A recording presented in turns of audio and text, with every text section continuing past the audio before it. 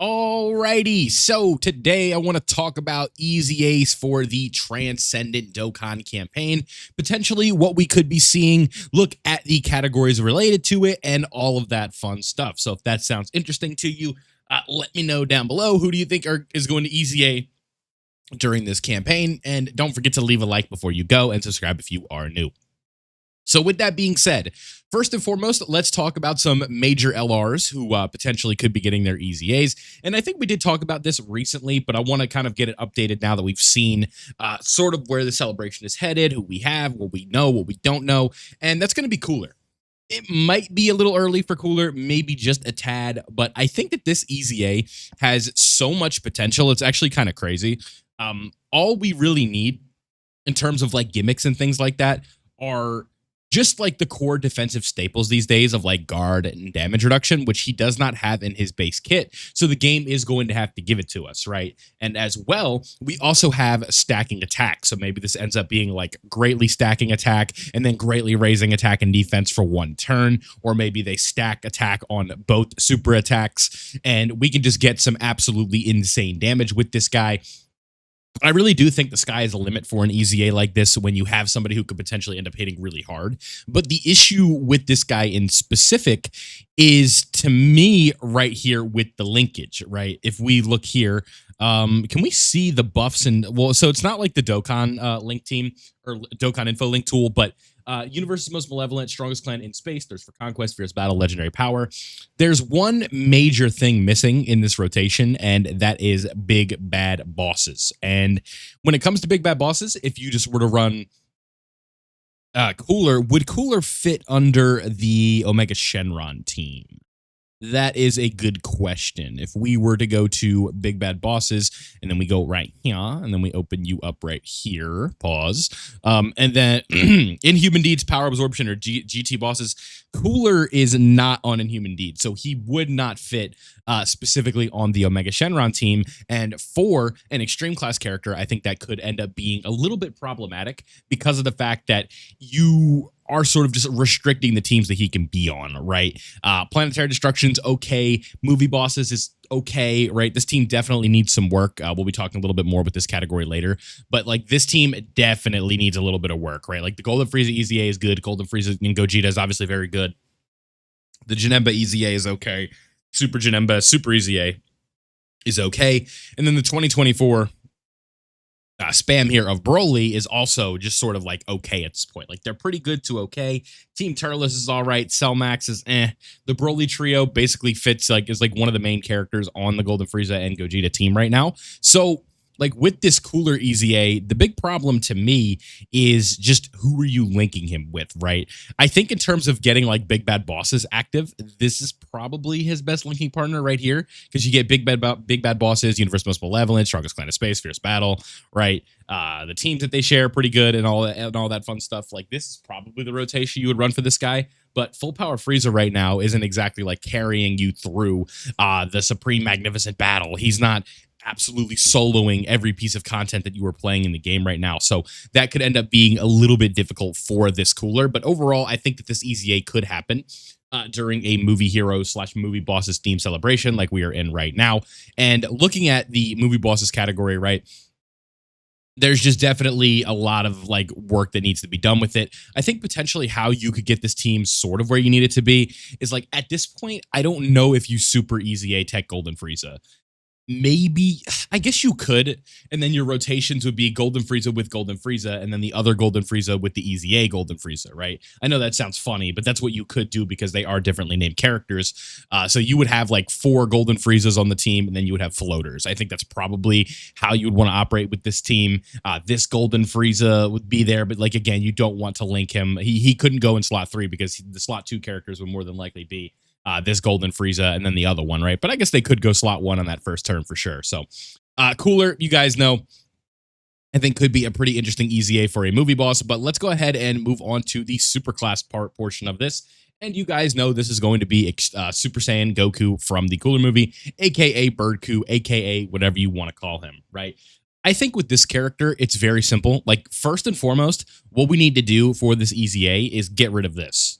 It like or if it's well, actually no, we don't need to get rid of it, but we also do. This is good, and I'm happy that it's not less. But we also like, I guess no, I guess that does make sense, right? No, we don't. I'm sorry. No, now that I'm reading that again, we don't need to get rid of this because if he's too defensive, then you're not going to be able to get this. But on the contrary, this also exists in the kit, right? So he doesn't even need to be the one that gets you the revive. I honestly think permanent guard, even, yeah. So, like, for the way that this character is designed, they wouldn't fix this. That's for sure. Because sometimes you just like, he might be the only character. Okay. So just looking at it, right? I didn't do like a custom EZA. I'm just thinking about it. You see like unconditional or conditional guard, and you want to make it unconditional. But I think that there are reasons that you shouldn't make this one unconditional because of the fact that he might be the only character on the setup that actually can proc the revive properly. So I think it's actually for the better that this guy does have the conditional guard. Usually I wouldn't say that, but I think in this rare instance, that is something that we would want to see. But, after this, the high chance to perform a crit, I think that he just does need to be a little bit more because clearly the way he's designed is that you want him to be in slot 1. That's like from what I'm reading here and the way that the character works, he stacks defense, and then after receiving an attack, you get this. So effective against all types is like his main source of doing damage, the high chance to perform a crit. You have to wait for the revive. So you're only effective against all types if you take that hit, and you're not going. So like you're fighting an in enemy. This character's in slot 2. He's not going to be effective against all types because it's just again, you would have to get AoE'd or stuff like that. And there's just not, I don't think there's enough fights that are like, I guess the hardest, like one of the hardest fights in the game does have an AoE, but like where it might end up being a problem is that Rose and Zamasu, Rose is int, right? And that AoE could really slap him up, and I don't really know if it would matter anyway, especially if he gets locked, put slot 1, slap with the Rose super. You're not reviving turn 1 because your HP is not 59% or less. So that is where you kind of run into an issue here with this tech Goku from the Cooler movie, right? But when we look at what he's doing for the overall scope of the game here, we've got this blue Goku gets huge buffs, right? That's really important. This Gohan has 6 links. Tech Vegito has 5 links. A lot of really good characters here getting a very good linking partner, right? A Super Saiyan Goku, in terms of synergy with like the other good characters in the game, fusions, other Super Saiyan characters, this is like the prototypical Link character in this game. Because Golden Warrior, Saiyan Warrior Race, Super Saiyan, Kamehameha, Prepared for Battle, like these 4 links on the top are extremely common, and so are these 3 on the bottom, right? Almost every LR in the game is coming like out of the box with Fierce Battle and Legendary Power, and then the rest sort of get moved around. And especially if they're a Saiyan or a Super Saiyan, there's a good chance that they have Prepared for Battle, Kamehameha, Golden Warrior, and Super Saiyan. So you look here, Super Gogeta has 6 links, right? The only one here that we are missing is, can I scroll up? Golden Warrior, Super Saiyan. We're missing, is it Saiyan Warrior Race? Yeah, we're missing Saiyan Warrior Race with this guy. So almost every character here, you guys can see, is getting like everything but Saiyan Warrior Race and a couple other things in like Golden Warrior. So a lot of really good linking partners for this character. 5, 6, 7 links, extremely common with somebody like Super Saiyan Goku. So if he were to get an EZA, it would be really good for a lot of teams. You can see, despite being 2022, he is still on 14 category teams, which is really good. This day and age, like that's not quite on the level of tag characters, but 14 teams, you're going to make away on a lot of good leader skills. Golden Frieza and Gogeta, Trunks and Vegeta, the 10-year fusions, right? The problem with this guy is he wouldn't be on the Blue Boys leader skill. That could be a little bit of a problem. Because if we pull you up here, no, I want you. I want the Future Saga of Fused Fighters. He's not going to be on that team. So that could potentially be one problem with this character. But again, Movie Heroes is in dire need of those sorts of buffs. So wouldn't hate that whatsoever. I think this EZA could end up being very good. But let's move on to some cope ones who I don't think are going to happen. But I shouldn't say don't think are going to happen, but I think are less likely. Ultimate Gohan and Orange Piccolo. Ultimate Gohan's EZA, very, very simple stuff. We need this guard to either be extended or become unconditional. 3 turns is not enough, right? 3 turns is good, but it's not enough. Not these days when, your buffs are for 1 turn. You have an active skill that's not taking anything out. The Beast Makanko Sapo should easily be like an attack that does like blue or like what's like a really hard hitting active skill? Goku Black and Zamasu level, right? Fusion Zamasu's active skill, the Vegito Blue active skill, Super Saiyan 4 Gogetas when they're fused, especially like the Festival of Battles. This is an active skill that I think should be hitting extremely hard because of the fact of like what it is. It's one of the most powerful attacks in the series, right? Beast Gohan, Special Beam Cannon, combine those two, you got a big boy attack here. And I don't think it's represented properly in this game, considering, especially these days, it's just not going to be doing that much. And this active skill is also giving us an action break. So this is extremely clutch. You can have it from the 3rd turn or from the 6th turn, just depending on if you're running superheroes or not, and Orange Piccolo would definitely help. You guys know that's going to be the EZA that we talk about next. This guy, like when you have 24 Ki, you get effective against all types. What we have to do is just make this a little bit easier for Ki. Maybe if this guy was like a Rainbow Orb Changer, I think it'd be really good. Create his own orbs, make his Ki more self-sufficient, and I think we would be in business with this character in terms of like how we want to have him work. Maybe potentially stack attack, do all of these crazy things. You know, it's well, he does greatly stack attack here and then raises defense, right? It's 'cause, like sometimes the wording here is a little bit tricky, but greatly raises attack and defense for 1 turn, doing all that stuff, and then him building up his attack is definitely what we are looking for with this character. He can be something really, really special if they do his EZA properly, and maybe he will be redeemed in the eyes of the community for the Beastless Gohan incident.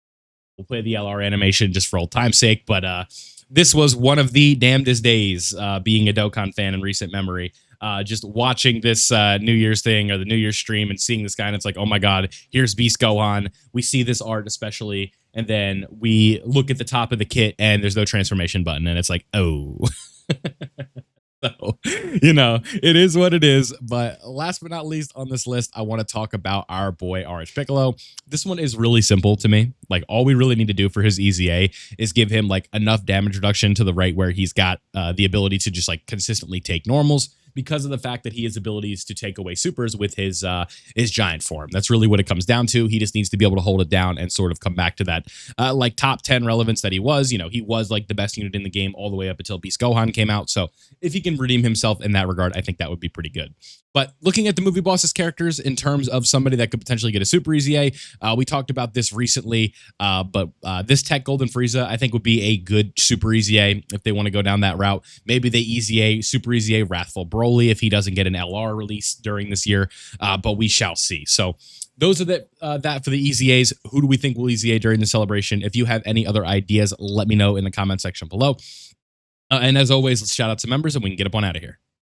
Okay, so as always, if you guys want to further support the channel, you can click the link down in the description. It helps me make this content that hopefully you guys are enjoying, and I greatly appreciate it. Some extra perks include early access to Zero to Hero episodes, a icon next to your name, extra emojis in the chat when you're live and during live streams, exclusive role in the Discord, and other things such as that. Still working on perks for these. They're not fully set in stone yet, but those are some of the things that you get right now. Shouts outs to Malcolm, Driftix, God Boruto Savages, Junior, Sean C, Preston Kitty, Blue Sun, Tekka, Chunkster, Soldier 91, Yay, Wesley, Cosmo, Darth Anguish, Van, Brian V, and Radokun. So thank you everybody for your extended support. If you did enjoy this video, don't forget to leave a like before you go. It helps support the channel greatly, lets YouTube know that you're enjoying the content. Subscribe if you guys are new. We are under 100 subs until 30,000, so it should be happening any day now. And I'm super, super grateful. We'll be doing a special stream for that soon. But thank you guys for watching. I hope you enjoyed this one. And as always, I'll see you all in the next one.